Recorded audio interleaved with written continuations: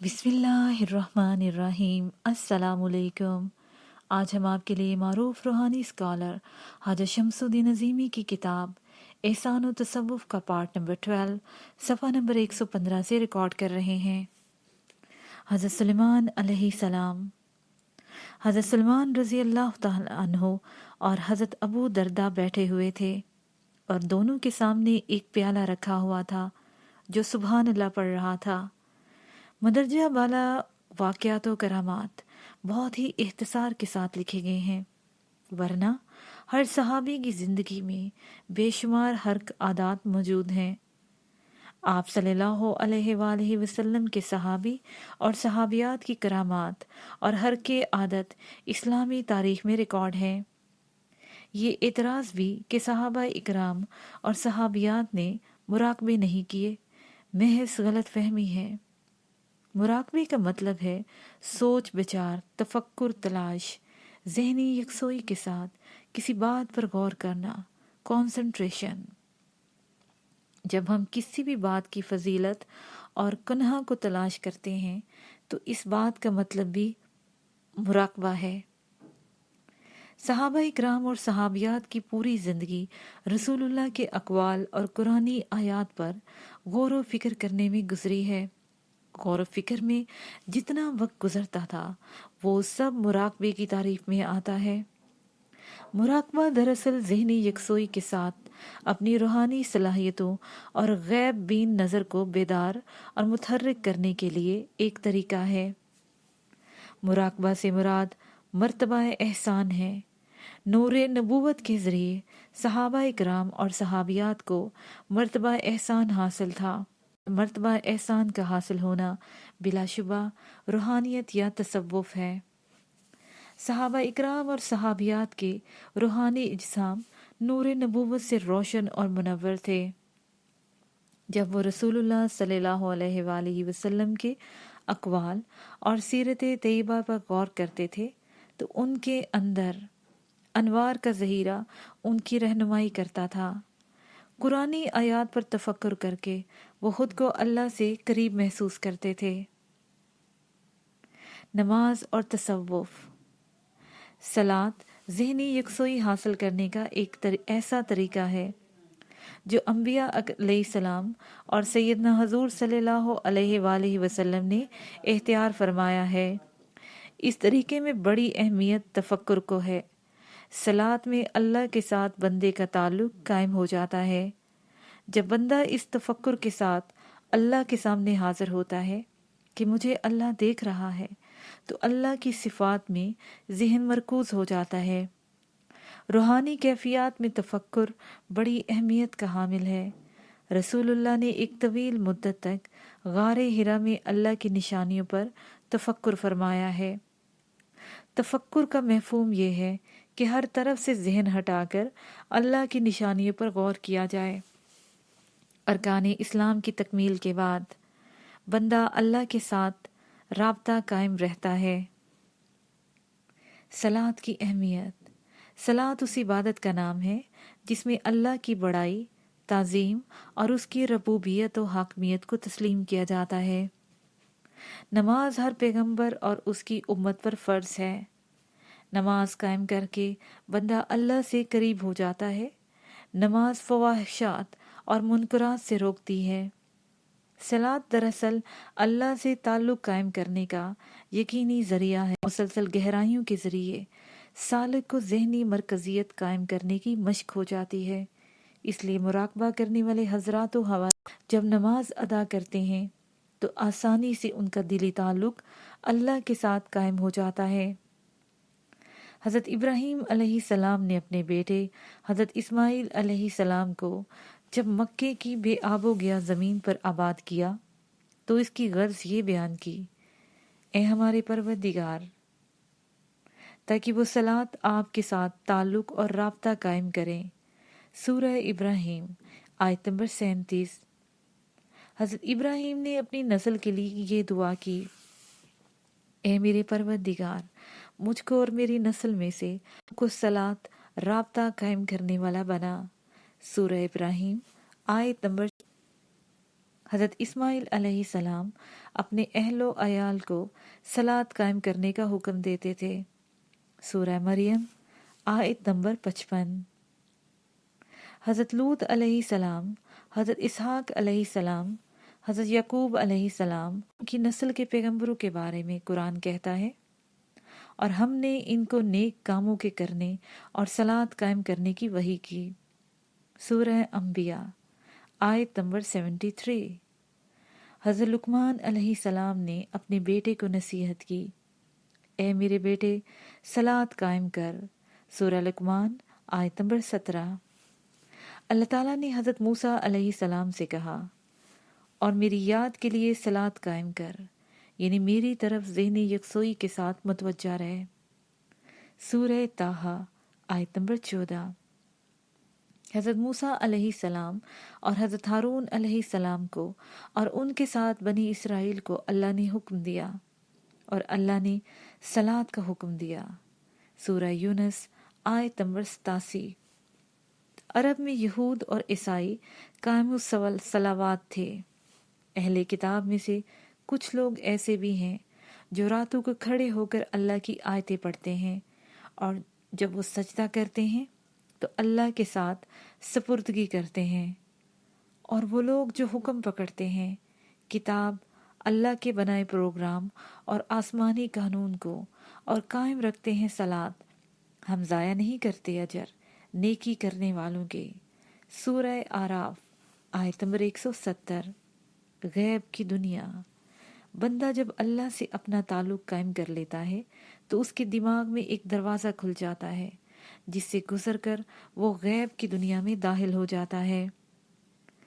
صلاۃ ذہنی مرکزیت، کنسنٹریشن کو بحال کر دیتی ہے۔ انسان ذہنی یکسوئی کے ساتھ شعوری کیفیات سے نکل کر لاشعوری کیفیات میں داخل ہو جاتا ہے۔ اللہ کی طرف متوجہ ہونے کا مطلب یہ ہے کہ بندہ ہر طرف سے ذہن ہٹا کر شعوری دنیا سے نکل کر لاشعوری دنیا یعنی غیب کی دنیا سے آشنا ہو جاتا ہے۔ نماز میں خیالات کا ہجوم۔ نماز میں خیالات سے بچنے کا طریقے: صلاۃ قائم کرنے سے پہلے آرام دہ نشست میں قبلہ رخ بیٹھ کر 3 مرتبہ درود شریف، 3 بار کلمہ شہادت پڑھیں، اور آنکھیں بند کر کے 1 سے 3 منٹ تک یہ تصور قائم کریں کہ میں عرش کے نیچے ہوں اور اللہ تعالیٰ میرے سامنے ہے اور میں اللہ کو سجدہ کر رہا ہوں۔ قرآن حکیم اللہ کا کلام پاک ہے اور ان حقائق کو اور معرف کا بیان ہے جو اللہ تعالیٰ نے بوسیلہ حضرت جبرائیل علیہ السلام رسول اللہ کے قلب اطہر پر نازل فرمائے۔ قرآن مجید کا ہر لفظ انوار و تجلیات کا ذخیرہ ہے۔ بظاہر مضامین غیب عربی الفاظ میں ہیں، لیکن ان الفاظ کے پیچھے نوری معنی کی وسیع دنیا موجود ہے۔ تصوف کے اساتذہ میں اس بات کی کوشش کرتے ہیں کہ ان کے شاگرد الفاظ میں موجود مخفی نور کو دیکھ لیں تاکہ قرآن حکیم اپنی پوری جامعیت اور معنویت کے ساتھ ان پر روشن ہو جائے۔ اللہ کا عرفان۔ روحانی اساتذہ بتاتے ہیں کہ جب بھی قرآن مجید کی تلاوت کی جائے، چاہے نماز میں، تہجد کے نوافل میں یا صرف تلاوت کے وقت، نمازی یہ تصور کرے کہ اللہ تعالیٰ اس کلام کے ذریعے مجھ سے مخاطب ہے اور میں اسی کی معرفت اس کلام کو سن رہا ہوں۔ تلاوت کے وقت یہ خیال رکھا جائے کہ الفاظ کے نوری تمثلات ہمارے اوپر منکشف ہو رہے ہیں۔ بندہ جب ذہنی توجہ کے ساتھ کلام اللہ کی تلاوت کرتا ہے تو اسے انہماک نصیب ہو جاتا ہے۔ قرآنی آیات کو بار بار پڑھنے سے ملائے اعلیٰ سے ایک ربط پیدا ہو جاتا ہے، چنانچہ جس قدر قلب کا آئینہ صاف ہوتا ہے اسی مناسبت سے معافی اور مفاہیم کی نورانی دنیا اس کے اوپر ظاہر ہونے لگتی ہے۔ اللہ کی دوستی حاصل کرنے کے لیے قرآن حکیم کے جس پروگرام کا تذکرہ کیا ہے اس میں 2 باتیں بہت اہم اور ضروری ہیں: قائم کرو صلاۃ اور ادا کرو زکوٰۃ۔ سورہ بقرہ آیت نمبر 43۔ कुरानी प्रोग्राम के ये दोनों इज्जा नमाज और ज़कात रूह और जिस्म का वजीफ़ा हैं। वजीफ़ा से मुराद वो हरकत है जो ज़िंदगी की हरकत को कायम रखने के लिए ज़रूरी है। हजूर सल्लल्लाहु अलैहि वसल्लम का इरशाद है, जब तुम नमाज से मशगूल हो तो ये महसूस करो कि हम अल्लाह ताला को देख रहे हैं, या ये महसूस करो कि अल्लाह ताला हमें देख रहा है। रूह का वजीफ़ा। नमाज में वजीफ़ा अज़ा की हरकत के साथ अल्लाह ताला की तरफ रजू रहने की आदत होनी चाहिए। ज़हन का अल्लाह ताला की तरफ रजू होना रूह का वजीफ़ा है और अज़ा का हरकत में रहना जिस्म का वजीफ़ा है। क्या वो सलावात के ज़रिए कोई बंदा इस बात का आदी हो जाता है कि वह ज़िंदगी के हर शोबे में अल्लाह की तरफ मुतवज्जा रहता है। अल्लाह को देखना। जिस हद तक हजूर सल्लल्लाहु अलैहि वसल्लम के उसवा हसना पर किसी उम्मती का अमल होता है, उसी मुनासबत से उसे हजूरी नसीब हो जाती है। कल्ब में जला पैदा करने के लिए हमें खुद को उन चीज़ों से दूर करना होगा जो हमें पाकीज़गी, सफाई और नूरानियत से दूर करती हैं। उस दिमाग का रद्द करना होगा जो हमारे अंदर नाफरमानी का दिमाग है। इस दिमाग से आशनाई हासिल करना होगी जो जन्नत का दिमाग है और जिस दिमाग पर तजलियात का नज़ूल होता है। नमाज ऐसा वजीफ़ा अज़ा और रूहानी अमल है जिसमें तमाम जिस्मानी हरकत और रूहानी कैफियत शामिल हैं। नमाजी अल्लाह की तरफ रजू होने की नीयत करता है, फिर वुज़ू करके पाक साफ होता है, पाक जगह का इंतखाब करता है, किबला रुख खड़े होकर दोनों हाथ कानों तक उठाता है, फिर हाथ बांध लेता है, कुरान हकीम की तिलावत करता है, यानी अल्लाह से हम कलाम होता है, अल्लाह की हम्द पढ़ता है और अल्लाह की सिफात बयान करता है, फिर झुक जाता है, तस्बीह पढ़ता है, मेरा रब पाक और अजीम है, फिर खड़ा हो जाता है और कहता है, ऐ हमारे रब, हम तेरी तारीफ करते हैं, फिर सजदे में चला जाता है, जबी नियाज ज़मीन पर रखकर ऐलान करता है, ऐ हमारे रब, तू ही सबसे आला और बुलंद मर्तबा है। अल्लाह के रसूल पर दुरूद व सलाम भेजकर सलाम अर्ज करता है। नमाज में हाथ धोना, कुल्ली करना, नाक में पानी डालना, मुंह धोना, सर का मसा करना वगैरह सब जिस्मानी वजीफ़ा है। नमाज में खड़े होना, झुकना, सजदा करना, दोजानू बैठना और इधर उधर देखना, ये भी जिस्मानी वजीफ़ा है। सब अमाल का मकसद ये है कि जिस्म के हर अमल में ज़हन अल्लाह के साथ वाबस्ता रहे। सलात एक ऐसा अमल और एक ऐसा शुगल है कि जिसको पूरा करने से बंदे का ज़हन इस बात का आदी हो जाता है कि वह अपने हर अमल में अल्लाह को देखता है। नमाज बंदा और अल्लाह के दरमियान एक रास्ता है। नमाज में मशगूल होकर बंदा गैर खुदा से दूर होकर खुदा के करीब हो जाता है। बंदा के अंदर जब ये कैफियत मुस्तहकम हो जाती है तो उसे मर्तबा एहसान हासिल हो जाता है। नमाज मर्तबा एहसान पर अमल करने का मुकम्मल प्रोग्राम है। सोम और तसव्वुफ।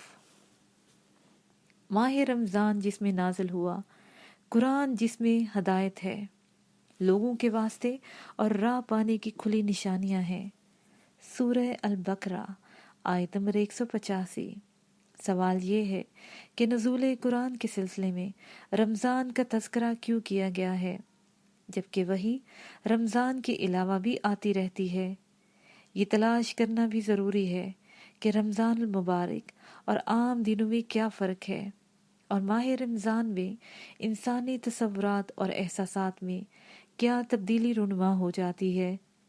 रमज़ानुल मुबारक के मुतल्लिक अल्लाह ताला का इरशाद है, और जब तुझसे पूछे बंदे मेरे, मुझको तो मैं नज़दीक हूँ, पहुँचता हूँ पुकारने वाले की पुकार पर, जिस वक़्त मुझको पुकारता है। सूरह अल बकरा आयत नंबर 186। आयत करीमा बताती है कि बंदा और अल्लाह के दरमियान किसी किस्म का कोई फासला हाल नहीं है। रोज़ा का मकसद ज़िंदगी तकाज़ु का नाम है। ये तकाज़े ही हमारे अंदर ख्वास बनाते हैं। भूख, प्यास, जिन्स, एक दूसरे से बात करने की ख्वाहिश, आपस का मेल जोल और हजारों किस्म की दिलचस्पियाँ, ये सब तकाजे हैं। इन तकाजों का दारोमदार हवास पर है। हवास अगर तकाजे कबूल कर लेते हैं तो ये तकाजे जो इसके अंदर जज्ब होकर हमें मुजाहराती हदोहाल का इल्म बख्शते हैं। रमज़ान के अलावा आम दिनों में हमारी दिलचस्पियाँ मज़ाहर के साथ ज़्यादा रहती हैं। हसूल माश में जदोजहद करना और दुनियावी और दूसरे मशागल में हम घिरे रहते हैं। इसके बरक्स रोज़ा हमें ऐसे नुक्ते पर ले आता है जहाँ से मज़ाहर की नफ़ी शुरू होती है। मसलन वक्त मोइना तक ज़ाहरी हवास से तवज्जो हटाकर जहन को इस बात पर आमादा करना कि ज़ाहरी हवास के अलावा और भी हवास हमारे अंदर मौजूद हैं जो हमें आज़ाद दुनिया गैब की दुनिया से रोशनास करते हैं। रोज़ा ज़िंदगी में काम करने वाले ज़ाहरी हवास पर ज़रब लगाकर उनको मुअत्तल कर देता है। भूख प्यास पर कंट्रोल, गुफ्तगू में एहतियात, नींद में कमी और 24 घंटे किसी न किसी तरह ये कोशिश की जाती है कि मज़ाहिर की गिरफ्त से निकलकर गैब में सफ़र किया जाए। ये तसव्वुर गालिब रहता है कि हम अल्लाह के लिए भूखे प्यासे हैं। हदीस कुद्सी में अल्लाह ताला का इरशाद है, रोज़ी की जज़ा मैं खुद हूँ। यानी रोज़ेदार के अंदर वो हवास काम करने लगते हैं जिन हवास से इंसान अल्लाह ताला की तजल्ली का दीदार कर लेता है। अल्लाह ताला से दूर करने वाले हवास सब के सब मज़ाहिर हैं और अल्लाह ताला से करीब करने वाले हवास सब के सब गैब हैं। मज़ाहिर में इंसान ज़मान व मकान में कैद है और गैब में ज़मानियत और मकानियत इंसान की पाबंद है। जो हवास हमें गैब से रोशनास और मुतारिफ करवाते हैं, कुरान पाक की ज़ुबान में उनका नाम लैल यानी रात है। इरशाद है, हम दाखिल करते हैं रात को दिन में और दाखिल करते हैं दिन को रात में। सूरह आले इमरान आयत नंबर 67। दूसरी जगह इरशाद है, हम उधेड़ लेते हैं रात पर से दिन को। यानी हवास एक ही हैं, उनमें सिर्फ दर्जा बंदी होती है। दिन के हवास में न ज़ुमान और न ही मकान की पाबंदी है, लेकिन रात के हवास में मकानियत और ज़मानियत की पाबंदी नहीं है, जबकि दिन के हवास में इनकी पाबंदी है।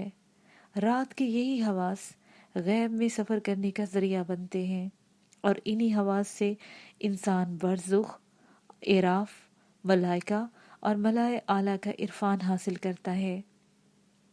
हज़रत मूसा अलैहिस्सलाम के तज़किरे में अल्लाह ताला फरमाते हैं, और वादा किया हमने मूसा से 30 रात का और पूरा किया इनको 10 से, तब पूरी हुई मुद्दत तेरे रब की 40 रात।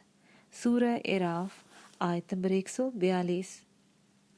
अल्लाह ताला फरमा रहे हैं कि हमने हज़रत मूसा अलैहिस्सलाम को 40 रात में तौरात यानी गैबी इंकशाफात अता फरमाई।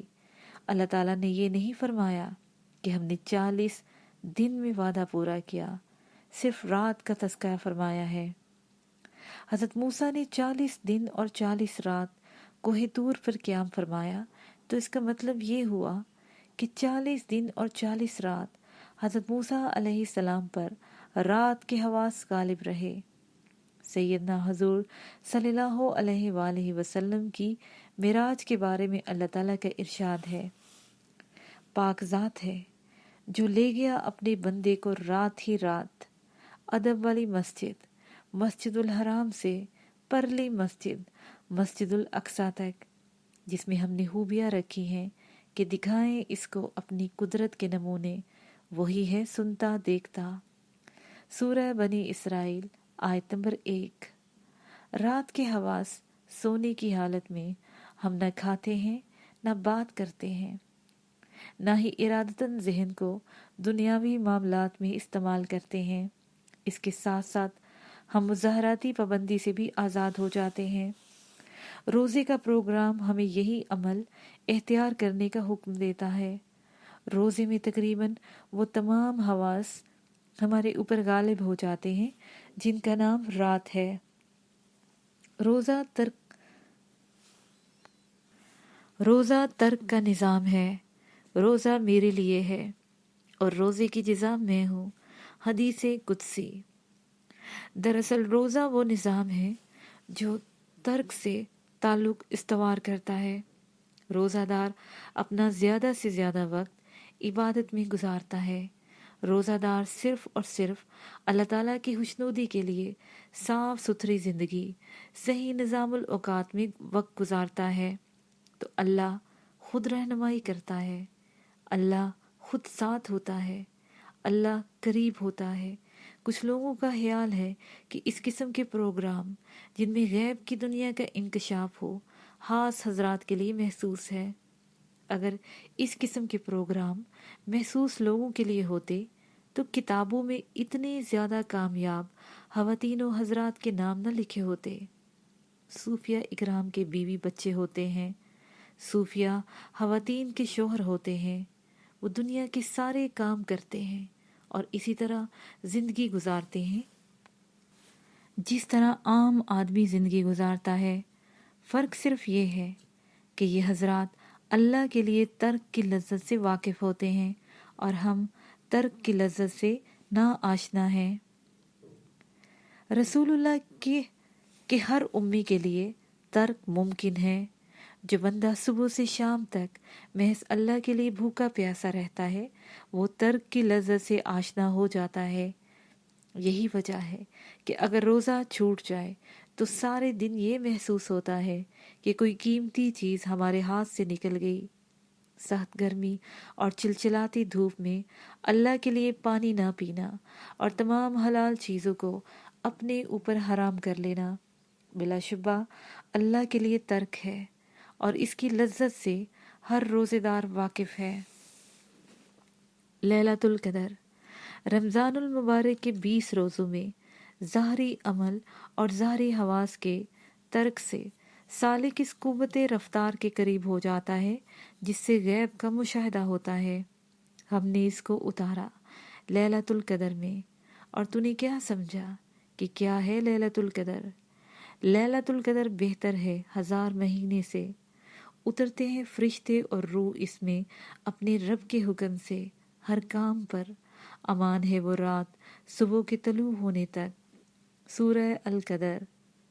कुरान एक दस्तूरुल अमल है जो नूए इंसानी की रहनुमाई करता है। लैलतुल क़दर 1000 महीनों से अफजल है और लैलतुल क़दर रमज़ान में आती है। 1000 महीनों में 30,000 दिन और 30,000 रातें होती हैं और रमज़ान के रोज़े रखने के बाद लैलतुल क़दर रात आने तक रोज़ादार के जहन की रफ्तार 60,000 गुना हो जाती है। 60,000 गुना रफ्तार से इंसान हज़रत जिब्राइल अलैहिस्सलाम और फरिश्तों को अल्लाह के हुक्म से देख लेता है। हदीस शरीफ में है हज़रत जिब्राइल अलैहिस्सलाम ऐसे शख्स से मुसाफा करते हैं। हज और तसव्वुफ। जब बैतुल्लाह शरीफ की तामीर हो गई तो अल्लाह ताला ने हुक्म फरमाया, ए इब्राहिम लोगों में हज का ऐलान कर दो। हज़रत इब्राहिम अलैहिस्सलाम ने अर्ज़ किया, या अल्लाह मेरी आवाज़ किस तरह पहुँचेगी? यहाँ हम तीनों के अलावा कोई नज़र नहीं आता। अल्लाह ताला ने फरमाया, ए इब्राहिम आवाज़ पहुँचाना हमारे ज़िम्मे है। हज़रत इब्राहिम ने हज का ऐलान कर दिया। इस आवाज़ को आसमानों और ज़मीन में और उसके दरमियान जितनी भी महलूक है सब ने सुना। हज का यही वो ऐलान है जिसके जवाब में हाजी हजरात हज के दौरान लब्बैक अल्लाहुम्मा लब्बैक कहते हैं। रसूलुल्लाह सल्लल्लाहु अलैहि वसल्लम का इरशाद है, जिस शख्स ने हाँ वो पैदा हो चुका था या अभी आलमे अरवाह में था, हज़रत इब्राहीम अलैहिस्सलाम की आवाज़ सुनकर लब्बैक कहा कि वो हज ज़रूर करता है। कुरान करीम और हज। सूरह बकरा में इरशाद है, हज के चंद महीने हैं जो मालूम है, बस जो शख्स इन आयाम में अपने ऊपर हज मुकर्रर कर देगा तो फिर ना कोई फहश बात जायज़ है और ना हुक्म अदूली दुरुस्त है और ना किसी किस्म का झगड़ा ज़ेबा है। और जो नेक काम करोगे अल्लाह ताला इसको जानते हैं। सूरह अल बकरा आयत नंबर 197। हजूर का इरशाद है, और जो शख्स अल्लाह के लिए हज करे इस तरह कि इसमें फहश बात और हुक्म अदली ना हो, तो वो ऐसा है जैसा माँ के पेट से पैदा हुआ था। मशकात रसूलुल्लाह सल्लल्लाहु अलैहि वसल्लम का इरशाद है, जब किसी हाजी से मुलाकात हो तो उसको सलाम करो और उससे मुसाफा करो, और इससे पहले कि वो अपने घर में दाखिल हो उससे अपनी मगफरत के लिए दुआ कराओ। अरकान हज की हिकमत। हज़रत इब्राहीम ने ख्वाब में देखा कि इन्हें चहीते बेटे हज़रत इस्माइल की कुर्बानी का हुक्म दिया गया है। हज़रत इब्राहीम अलैहिस्सलाम तजस्सुस, तहकीक और मुशाहदाती अमल से इस नतीजे पर पहुंच गए थे कि अल्लाह तुलू और गुरूब होने वाली हस्ती नहीं है। हज़रत इब्राहीम अलैहिस्सलाम से ये यकीन उनके बेटे हज़रत इस्माइल अलैहिस्सलाम को मुंतकिल हुआ, और जब आपने हज़रत इस्माइल अलैहिस्सलाम को ख्वाब सुनाया तो हज़रत इस्माइल ने कहा, आपको जो हुक्म दिया गया है उसे पूरा करें, इंशाअल्लाह आप मुझे साबर पाएंगे। हज़रत इब्राहीम अलैहिस्सलाम हज़रत इस्माइल को लेकर मिना के मुकाम पर आए और एक जगह उन्हें लटा दिया। हज़रत इस्माइल ने फरमाया, और हज़रत इस्माइल अलैहिस्सलाम से फरमाया, आंखें बंद कर लो, और खुद भी अपनी आंखें बंद कर लीं। हज़रत इब्राहीम अलैहिस्सलाम ने अल्लाह का नाम लेकर हज़रत इस्माइल अलैहिस्सलाम के गले पर छुरी फेर दी। जब वो अपनी दनास्त में प्यारे बेटे को ज़बह कर चुके तो आवाज़ आई, इब्राहीम आंखें खोल दे। देखा कि एक तंदुरुस्त दुम्बा ज़बह किया हो सामने पड़ा है। अल्लाह ताला ने पुकारा, ए इब्राहीम, बेशक सच कर दिया तूने अपने ख्वाब को। तहकीक इसी तरह हम जज़ा देते हैं एहसान करने वालों को। सूरह सफ़ात आयत नंबर 104 ता 105। हज के अरकान में कुर्बानी और हर साल बकरा ईद में कुर्बानी हज़रत इब्राहीम अलैहिस्सलाम की बेमिसाल कुर्बानी और इसार का मुसलसल तवातर है, जो अल्लाह ताला ने अहले इस्तिताअत पर वाजिब कर दिया है।